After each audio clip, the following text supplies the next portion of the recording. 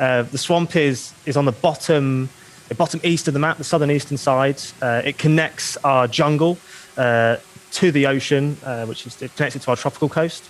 And with that comes all these amazing, sapphire emeraldy blue waterways that you get, and all these, epic mangrove rooty trees. It gives you an absolute ton of different gameplay of, do you want to take the waterway, or do you want to, take the roads?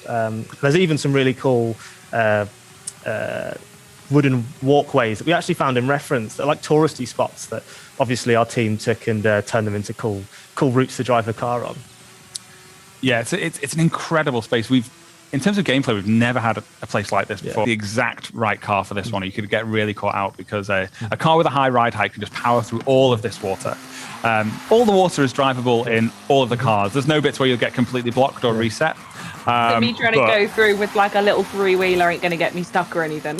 that is exactly right, Charlie. You want to have nice high ride height, and you be able to plow straight through all this and beat everybody in Eliminator. Perfect. That's the dream. So I have to ask then, why did you choose the biome? Is there any specific reasons why you wanted to either include swamp or maybe even show it off first today?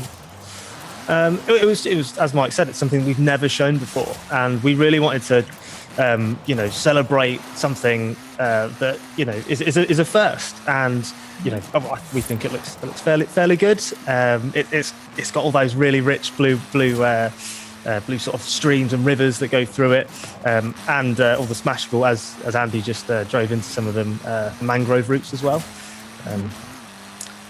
But as I said, it does connect our tropical coast into the jungle. So if you are coming off of that, you'll have to career your way through all of these winding little rivers or roads to get onto that as well.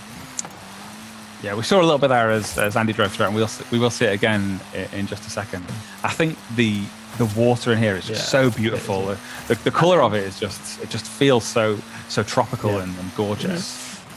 We noticed when we looked at lots of reference, there are obviously tons of different colours of water, as you get different sediment, and this being a Horizon game, we really wanted to celebrate the beauty, and make it feel like a swamp you really want to go to. Which is I've always wanted to go to a swamp, and I was wondering if there's an ogre in this one, but if not, I suppose it'd be fine. Is there anything else around in the swamp that players can expect? Yes, we've got little settlements. There's little rural farmlands sort of connecting it up, to break up some of that water. So there's lots of interest. I think there's even some wild dogs floating around, or not floating, running around. But I think we're actually going to start driving into the jungle now as well. Oh, perfect. So we're going to connect straight into the next biome, are we? Yes. Yeah. So I think Andy's found a dog he wants to harass. Is it floating? leave him alone, Andy. Don't bring me to the dog. So one of the cool things about the jungle is that it's all over the map. We've actually got different types of atmosphere, and the way the fog behaves, I guess, because the jungle's really humid. It's there's lots of foliage. You get all those really cool light, like God rays coming through, shafts of light come through. So as you go down to this biome, it's almost completely different to another area of the world, even though it could be the same time of day, because the atmosphere is so much more dense and humid. And it makes for these really cool gameplay moments of, punching through to this really mysterious bit of the game, and then straight out into a farmlandy bit. So it's a moment of calm as you drive through, and then back into the cool jungle bit as well.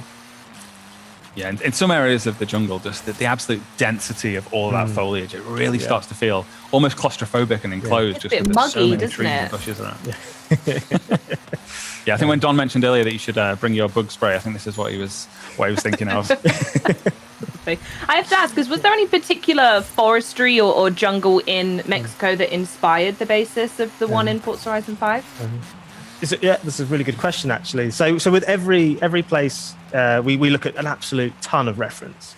We really try to be as honest and recreate it as well as we can. And there's only so many things you can fit, or the time you've got to fit it in the game. So we try to really capture the nuances of what really does make this thing feel like it does in real life. And we did that with the jungle, and we were kind of it looks okay. What's missing? And one of the teams said, hey, have you you watch Predator, you know, the classic Arnold Schwarzenegger movie, because that was actually filmed in a jungle in Mexico. So we watched it and realized, hey, there's this bush that's everywhere. So one of the plants that you can see in the game, we've aptly named the Predator bush. And we put it in and we went, oh yeah, it looks kind of cool now. I love that. Wonderful. I will interject here and say we're driving through a temple now. Yes, Andy has discovered something.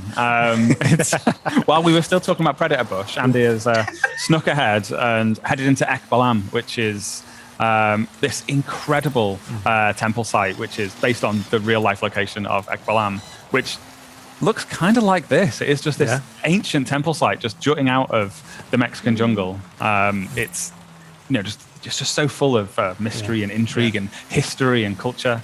Yes, it's an incredible place to go and explore. It really is just so cool being able to come out of the thick jungle and just see all these amazing temples.